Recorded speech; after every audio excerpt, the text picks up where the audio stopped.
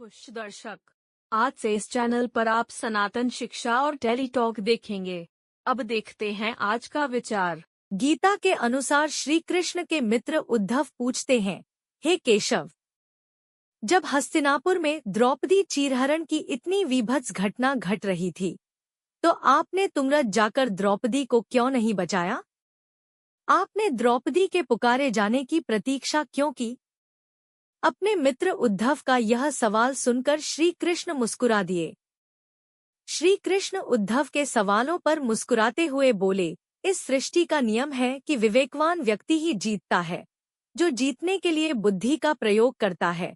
दुर्योधन के पास द्युत क्रीड़ा खेलने के लिए असीम धन था, लेकिन उसे द्युत क्रीड़ा खेलने का विवेक नहीं था। इसलिए उसने अपने मामा शकुनी पर विश्वास करके उन्हें अपनी तरफ से द्युत क्रीड़ा खेलने के लिए कहा।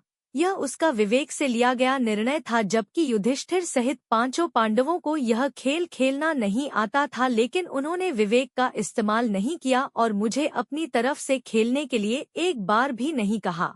धर्मराज युधिष्ठिर को यह बात पता थी कि द्युत क्रीड़ा सामाजिक बुराई को बढ़ावा देने वाला खेल है, लेकिन फिर भी उन्होंने इस खेल को खेलना जारी रखा।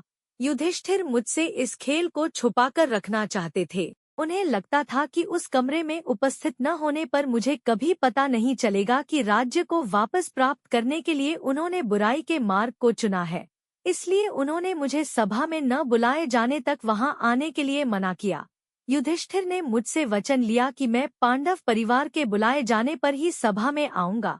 इस कारण मैं सभा में नहीं गया। युधिष्ठिर ने अपने दुर्भाग्य को स्वयं ही बुलावा दिया।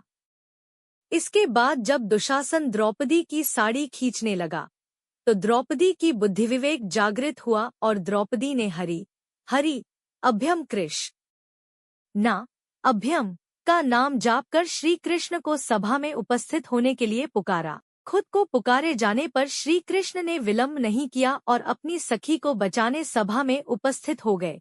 इस तरह श्री कृष्ण ने युधिष्ठिर को दिया वचन भी निभा लिया और अदृश्य रूप में आकर अपनी सखी द्रौपदी की रक्षा भी की।